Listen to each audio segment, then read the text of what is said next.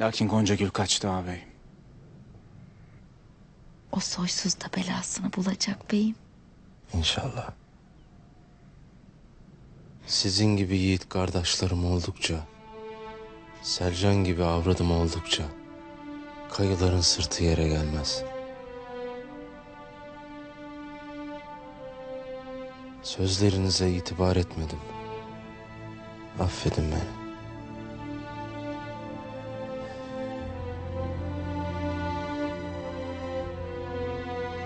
Abi.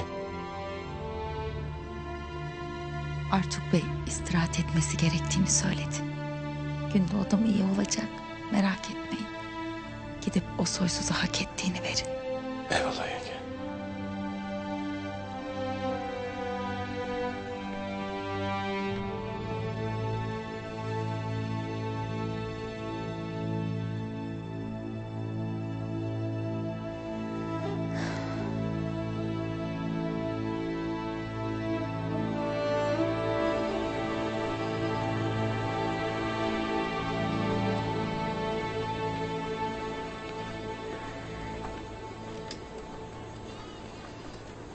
Allah sizden razı olsun. Dodurga'yı bu beladan da kurtardınız. Gayrı obama huzur geldi. Biz ne ettik Çiçek Hatun? Asıl sen olmayaydın daha nice kan dökülecekti. Belki hakikat de ortaya çıkmayacaktı.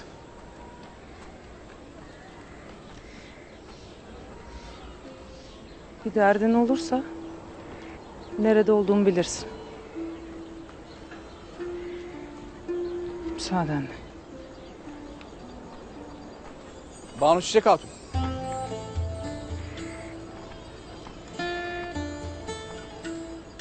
Ya vakti gelip obalarımız ayrı yerlere göç ettiğinde?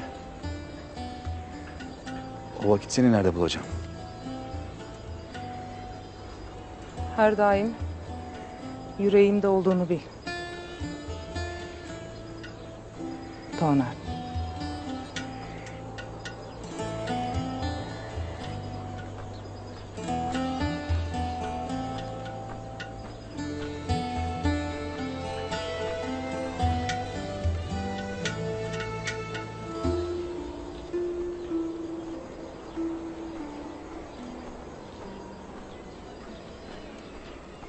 Moğol belasından ve sefaletten beli bükülen Türkmen obaları, Gümüştekin ve köpeğin avuçlarında iyice ezilecekti.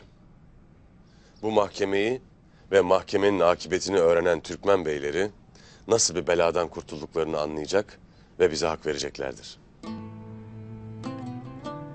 Mahkeme sonrası Saadettin köpek azgın bir mahluk gibi üzerimize gelecek. İşte o vakit Türkmen beylerinin desteği bizim için çok mühim olacaktır. Mahkememizin adaleti, aşikar olmuş hıyaneti bir bıçak gibi kesecektir. Artuk Bey, Tuğtekin Bey de uygun görürse toy mahkemesinin başında sen olasın isterim. Haymana doğru der. Öfkem adaletime mani olur. Sizler münasip gördüyseniz bana da vazifenin gereğini yapmak düşer. O itin kellesini ben almak istemem. Eğer Ertuğrul Bey beni bu gaflet uykusundan uyandırmasaydı, dizginlerim hala o itin elinde olacaktı.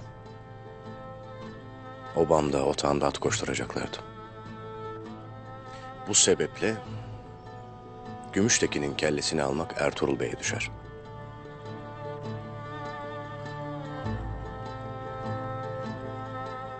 Tuğtekin Bey, Gümüştekin'in kellesi sana helaldir. Ertuğrul Bey, ısrar ederim.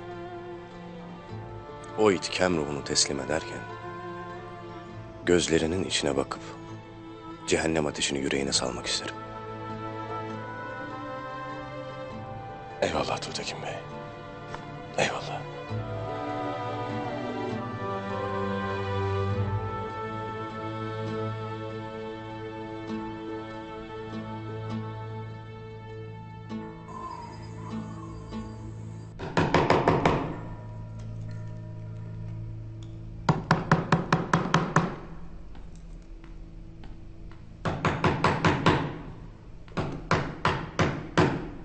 Emir Hazretleri, Ertuğrul Uç Bey'imizi esir edip obaya götürdü.